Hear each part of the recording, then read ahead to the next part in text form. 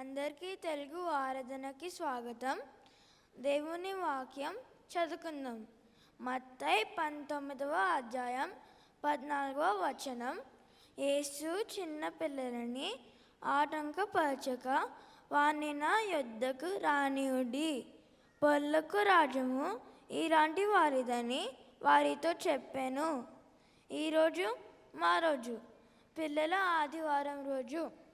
రండి మనం అందరం దేవుణ్ణి స్తుతిద్దాం.